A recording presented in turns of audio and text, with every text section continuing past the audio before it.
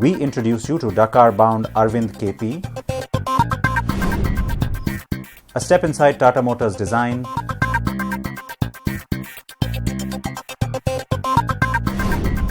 and our review of the Panigale 959 from Ducati.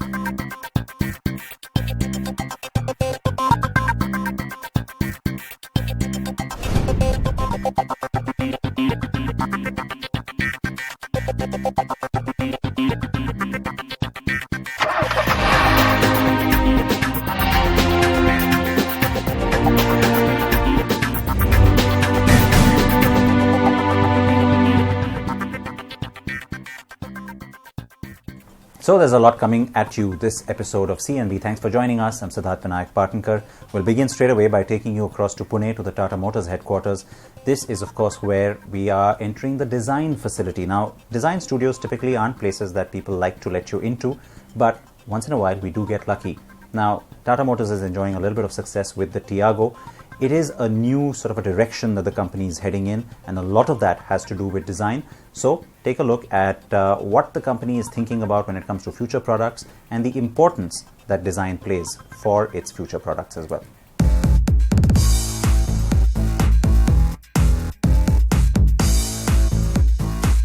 The design department at Tata Motors was created way back in 1965 as part of body engineering when it made just trucks and buses.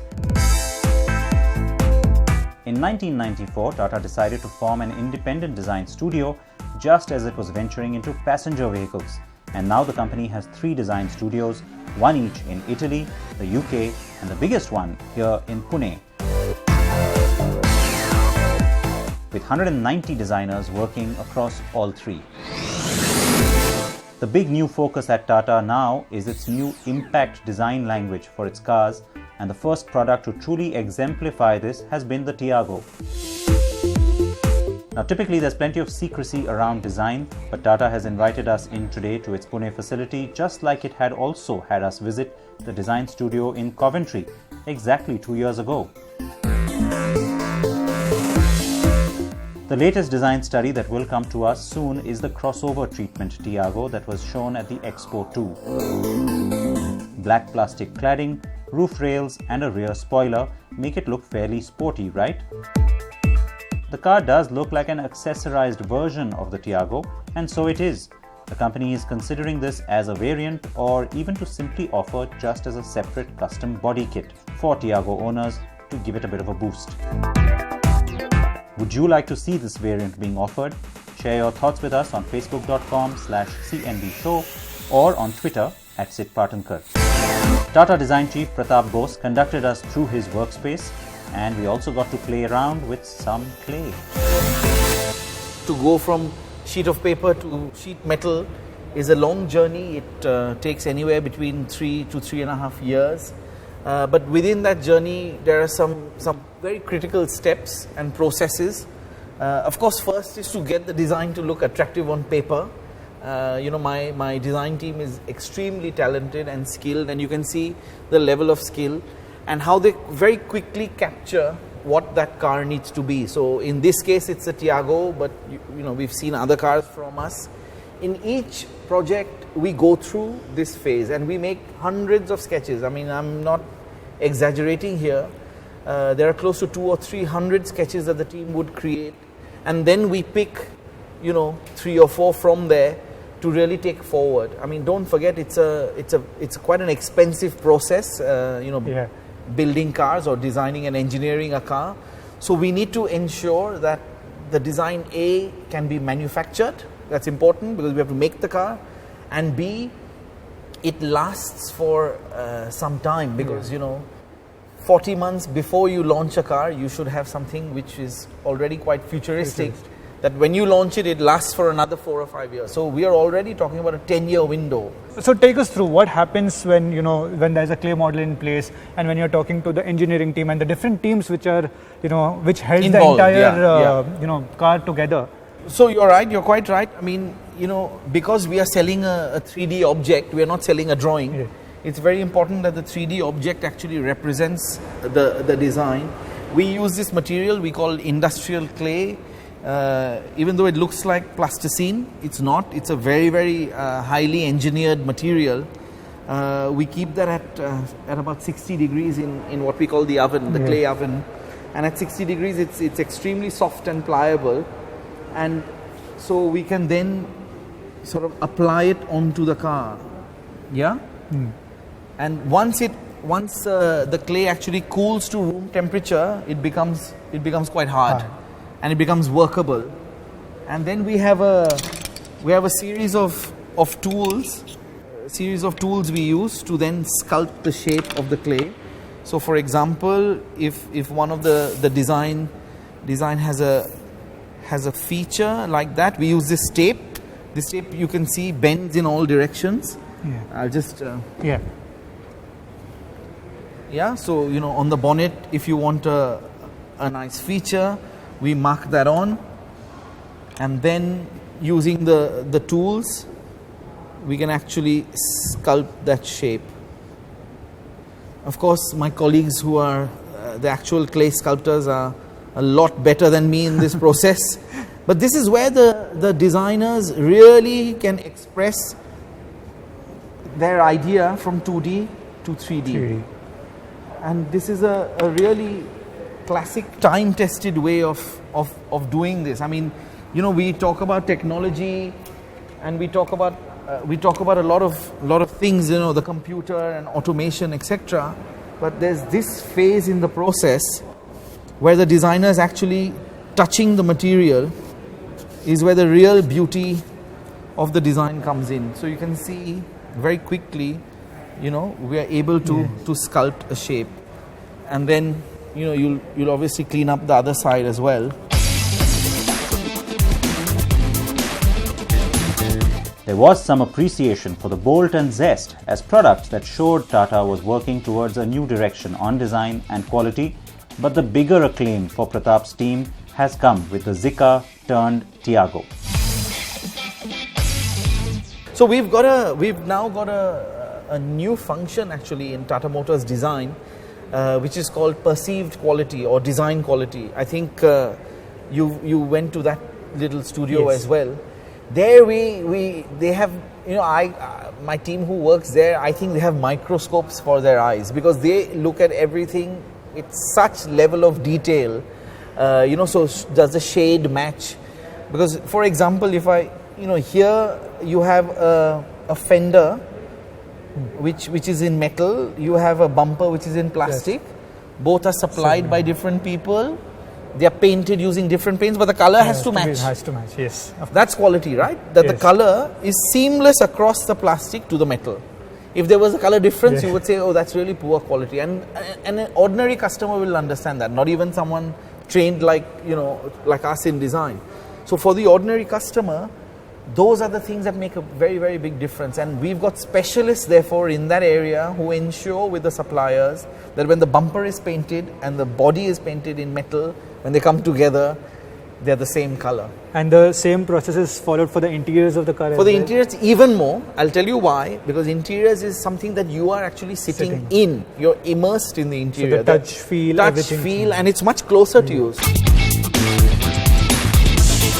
Besides the Tiago, we've also seen the next generation Nano benefiting from some of these new systems, but it's the products in the pipeline that truly excite us. Tata is busy working on getting finishing touches onto the Hexa crossover and the Nexon subcompact SUV that will hit the market next. And don't forget the Tiago subcompact sedan or the concept Kite 5 that is also hugely anticipated. We wish them the very best and can't wait to see these new cars.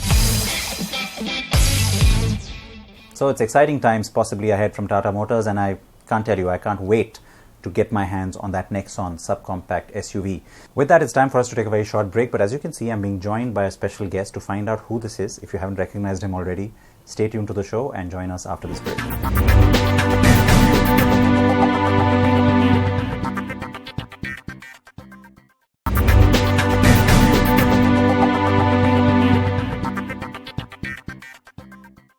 Welcome back to CNB. We are now joined by a very special guest, someone who I've been wanting to meet for a while and in fact get onto the show as well, ever since we had a very significant announcement happen just a few days ago that TVS has signed on Aravind KP to head across to the next Dakar Rally. Aravind, thank you. Thank you. for being here with us, and welcome to CNB. And first off, congratulations from all of us. It's a big announcement, and I certainly don't have to be the one to tell you that. But first off, what did it take for you to get here, and then how special is it for you? It took 10 years to get here of racing, and a lot of broken bones and a lot of sweat and a lot of blood. And it's an overwhelming feeling. It's still it took a long time to sink in. When I knew I was actually getting to Dakar, so it definitely is on the top of the world feeling for me. We've had Santosh, of course, in the past sort of fly the tricolour for us down at the Dakar. Do you get to interact with him and get some tips from him and yes, some definitely. learnings? We've been friends and we've been racing each other for a long time as well. And he's been my senior before. Since he's with TVS, he was with TVS, and now I'm sure he's racing as well. So it's going to be good having him around, and it's going to be reassuring for sure. But it's competition, so we're going to be doing what best we could do. Sure. And, that I can understand and relate to as well. Yes. The reason why I ask is also because I'm sure there's a part of you that would have liked to have gone to the original Dakar route as well, because after all, that is where the legend was born. Exactly. Having said that, this is no less grueling and no less challenging.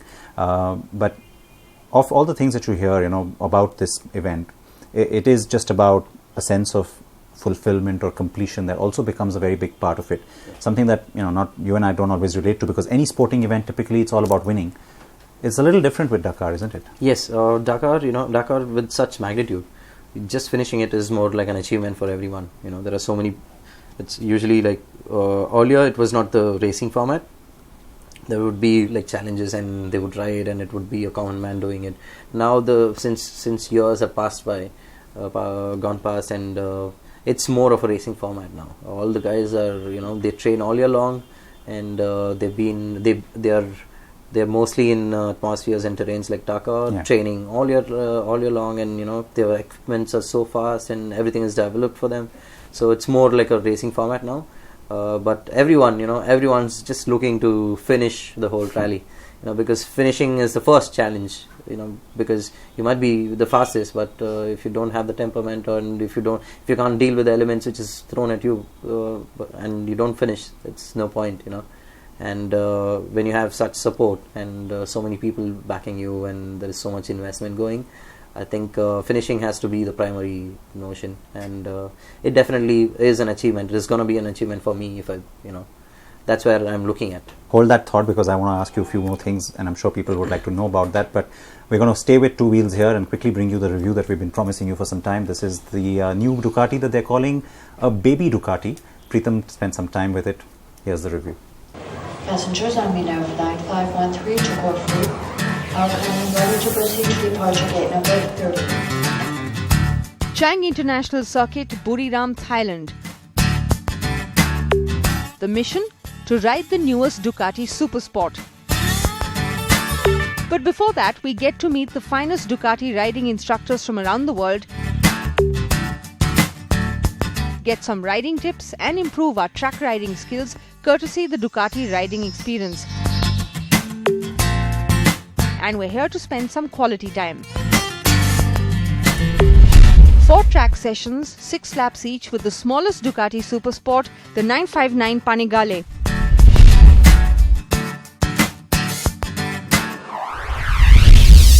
Now Ducati describes the 959 Panigale as the bike with the perfect balance. What that means is you get exhilarating performance and handling on the racetrack, and it's got enough equipment to keep you safe and in control while on the road.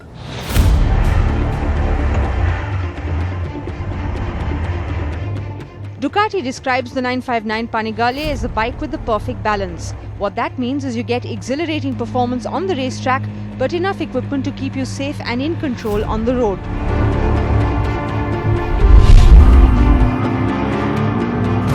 It may be the baby Panigale, but there's no denying that the 959 is a Ducati at heart. Drop-dead gorgeous looks and an engine which has enough juice to rival larger litre-class superbikes. The 959 Panigale doesn't look radically different from the 899 Panigale it replaces. The changes are subtle. a wider nose, taller windscreen and a new double-barrel side-mounted exhaust system. But it gets more power, more torque and it looks fantastic. There's meaty torque available throughout the mid-range, so there's enough punch from the 90-degree Super Quattro motor and it's delivered in surprising ferocity considering the compact size of the 959. The quick shifter allows clutchless upshifts and a slipper clutch allows aggressive downshifting. The Buriram circuit is a 4.55 kilometer long fast track, offering plenty of opportunity to explore the bike's performance. At just under 200 kilos, it's not exactly a lightweight super sport and it takes some effort to muscle it around. But dip it into a series of corners and the 959 Panigale displays its superb handling. It conveys a sense of composure which is immediately likable. Part of the 959's agility is due to the monocoque chassis and part to the fully adjustable high-quality suspension. And when you push it to the limit of your riding skills, there is enough equipment to keep you safe and in control. There's dual-channel Bosch ABS system, 8-level traction control and 3 riding modes to choose from. The Pirelli Diablo Corsa tyres offer superb grip even when you're leaned over in a corner. The 959 Panigale may be the smallest Ducati Super Sport, but make no mistake, it's no slouch and offers a level of performance that is more than enough to overwhelm racetrack newbies and experts alike. If you're looking for a super sport, whether you're an experienced track rider or someone who's looking to hone your skills on the track, the 959 Panigale could be all the bike you need.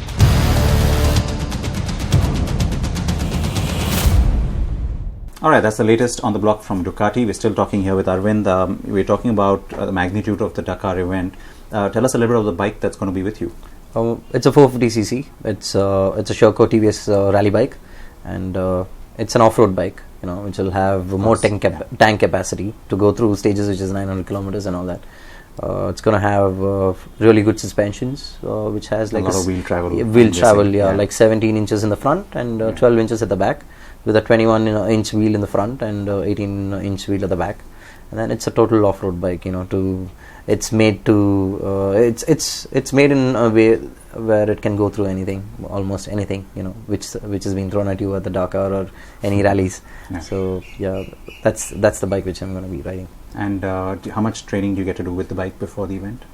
Before the event, I'm going to be heading to train on the rally bike, probably in the month of July. And I'm going to be doing the Morocco rally, which is going to be like a stepping stone for me. Now, in case all of you are wondering why we are sitting up here and doing this as a part of the show, well, it wasn't just the fact that we had Aravind join us here on CNB. We also had a nice session live on Facebook just a short while earlier, which, by the way, we will bring you all of that on CNB Bazaar Buzz on Thursday at 8:30 p.m. on NDTV Prime. So definitely get a lot more about just how this intensive training is going to be attacked by Aravind and how he's approaching it, and a lot more that we discussed with him, questions that came from all of you, of course.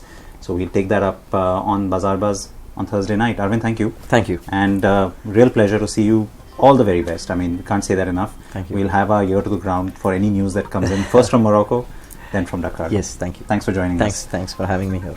Alright, and with that we'll wrap up the show as well. Please remember to wear your seatbelts if you're in a car, front or back. Please wear your helmets. Front or back, or for two-wheeler. We'll see you next week. Bye.